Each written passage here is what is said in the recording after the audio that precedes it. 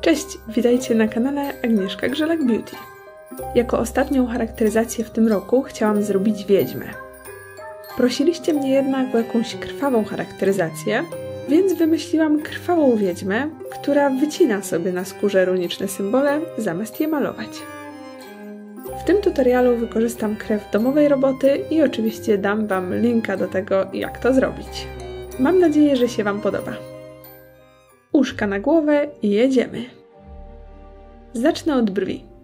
Standardowa procedura, czyli klej szkolny. Najpierw pod włos, a potem z włosem. Tym razem nie pokrywam całych brwi, a tylko zewnętrzną część. Przygładzam palcem, żeby mieć pewność, że włosy leżą gładko przy skórze. Kiedy klej podeschnie, puszkiem wciskam w niego puder. Następną warstwę kleju nakładam już grubszą i pomagam sobie szpatułką. Dokładnie pokrywam wszystkie włoski.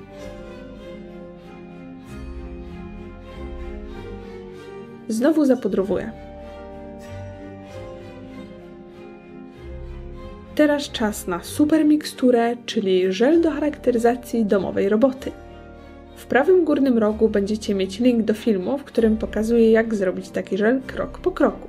Zastępuje on wosk, lateks, a nawet silikon, oczywiście w zależności od tego, jak go użyjemy. Ja dzisiaj go użyję do skaryfikacji. Biorę cielistą kredkę i rysuję najrówniejsze koło, jakie potrafię. To będzie moja baza do księżyca. O dziwo, wyszło równo. Czerwoną farbą obrysowuję kształt, który chciałabym mieć finalnie, czyli księżyc. To jest mega proste, bo wystarczy zostawić pustą przestrzeń na górze koła. I mamy księżyc. Teraz do akcji wchodzi żel. Upewnijcie się, że jest na tyle ciepły, żeby był płynny, ale żeby się nie poparzyć. Pędzelkiem pokrywam zewnętrzne krawędzie księżyca. Na razie tworzę warstwę bazową, na której potem będę budować. Bardziej precyzyjnym pędzelkiem nakładam grubszą warstwę żelu przy samej krawędzi. Im bardziej żel będzie się ochładzał, tym bardziej będzie gęstszy i właśnie takim gęstym żelem najłatwiej jest budować krawędzie. Jeśli jednak żel zrobi się zbyt gęsty, wrzućcie go do mikrofali na 5 sekund i działajcie dalej. Poświęcam temu kształtowi dużo uwagi, bo potem nie będę mogła go już poprawić. Kiedy żel jest suchy w dotyku, zapudrowuję go tak samo jak brwi. Gotowe. Prawie jak czarodziejka z księżyca. Teraz biorę bardzo jasny podkład i duży pędzelek. Zaczynam pokrywać całą wystającą skórę. Krwawa wiedźma zdecydowanie musi być jasna. Przykrywam też usta i przykrytą połowę brwi. No i oczywiście uszy. Przerzucam się na gąbeczkę i dokładnie rozprowadzam podkład po całej twarzy.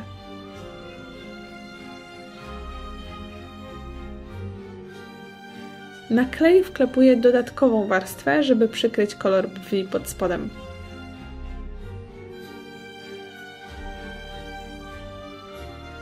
Teraz przenoszę podkład na ramiona i dekolt. Ogólnie na całą odkrytą skórę. Biorę szarą farbę i zabieram się za brwi. Skośnym pędzelkiem najpierw zarysowuję kształt nowych brwi.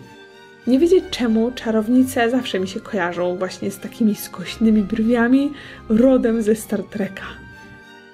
I wypełniam je wstępnie tym samym kolorem. Teraz biorę jasny cielisty odcień i przeczesuję nim pierwszą połowę brwi.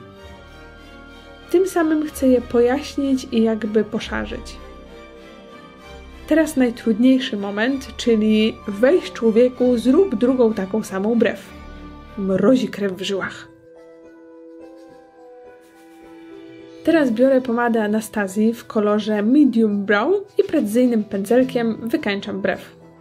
Staram się robić pojedyncze pociągnięcia naśladujące włoski. Niby na początku ta brew wyglądała, że nie da się nic z nią zrobić, a tutaj proszę, wygląda jak prawie prawdziwa. Dziwne brwi gotowe. Transparentnym pudrem pokrywam całą twarz i szyję. To nam utrwali makijaż i przygotuje do następnych kroków. palety chudy wybieram brudno-różowy cień i mieszając go z bronzerem delikatnie konturuję policzki.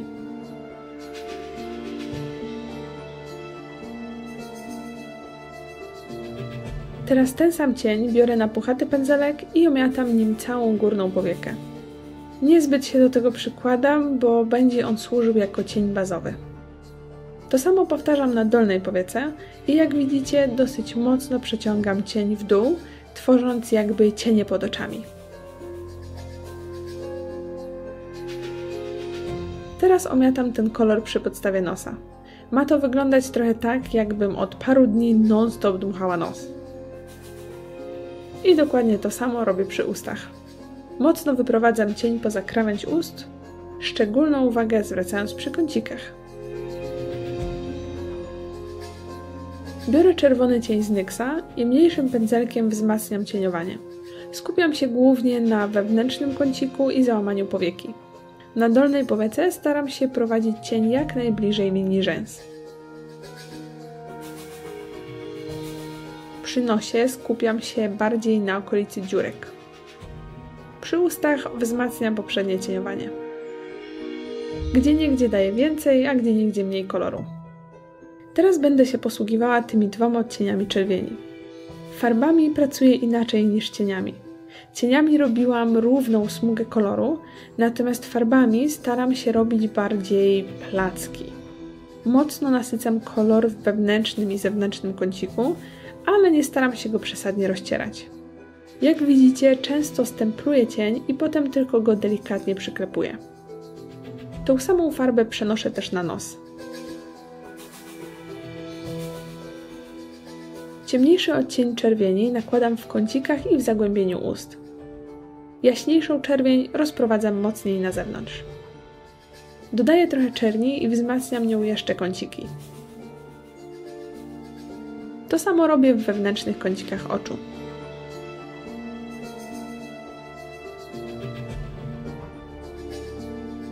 Biorę precyzyjny pędzelek i ciemnoczerwoną farbą zaczynam rysować żyły. Im dalej początku, tym cieńsze i bardziej rozgałęzione. Możecie o tym pomyśleć trochę jak o korzeniach rośliny. Robię je zupełnie losowo, ale staram się, żeby blisko oka było większe zagęszczenie. Taka sama zasada jest przy drugim oku, natomiast staram się, żeby żyłki były rozmieszczone jednak trochę inaczej.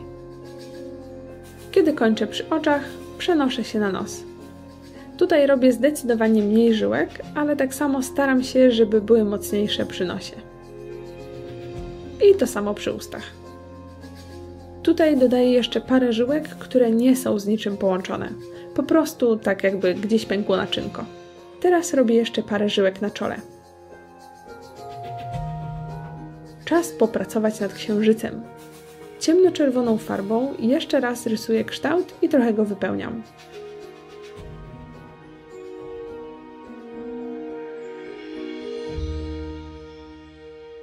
Dodaję detale nad brwiami.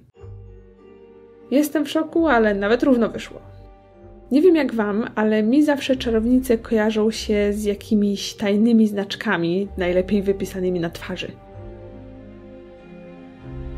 Teraz biorę zastygającą sztuczną krew, którą zrobiłam sama.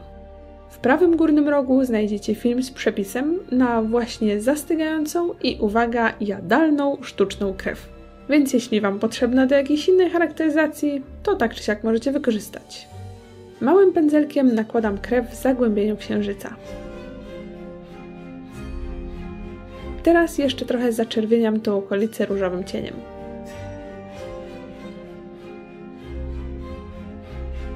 Czarną farbą wypełniam krawędzie księżyca, żeby go optycznie pogłębić. Dodaję na niego jeszcze trochę sztucznej krwi.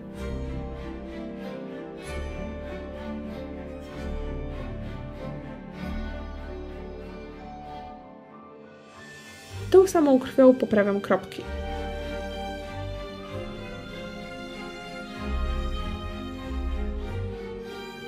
Teraz biorę gąbeczkę o rzadkich oczkach i moczę ją we krwi. Stempluję nią wokół oczu, na ustach, przy nosie i na księżycu.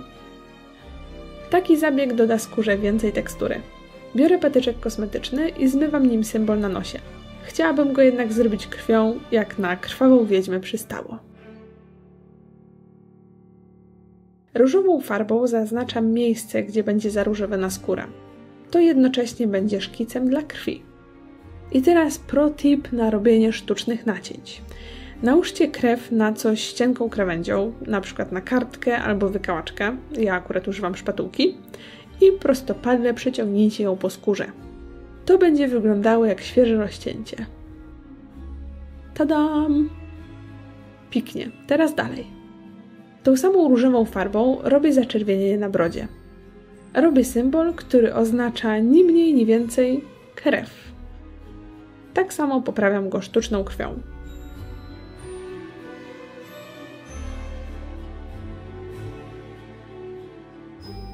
Żeby zrobić kropki, używam precyzyjnego pędzelka.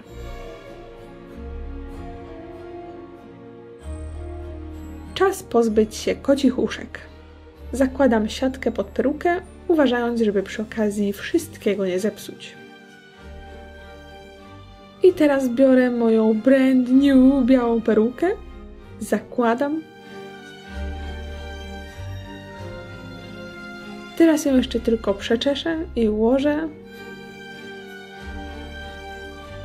I hopsa! Zobaczcie, zupełnie inny człowiek. Teraz został ostatni element, czyli soczewki. W teorii powinnam je założyć przed makijażem, ale akurat ten model bardzo ogranicza widzenie, bo widzi się jak przez mgłę. Tadam! Kocham ten efekt. Takich samych soczewek zresztą użyłam w makijażu Banshee. Jak jeszcze nie widzieliście, to w prawym górnym rogu. Więc, kiedy wszystko jest już gotowe, wystarczy umazać palce we krwi, założyć kapelusz i lecieć na sabat. Pamiętajcie, że skaryfikacje i cięcia możecie zastosować jako charakteryzację samą w sobie, bez dodatków, na szybciążkę. I pamiętajcie też, że w przyszłym tygodniu odkryję przed Wami tajemnicę zmywania charakteryzacji Momo, więc koniecznie musicie oglądać. A jeżeli ta wiedźmowa propozycja nie przypadła Wam do gustu, to mam całą playlistę halloweenową, w której mam już prawie 60 filmów, więc na pewno znajdziecie coś dla siebie. Dzięki piękne za oglądanie i widzimy się w następny piątek.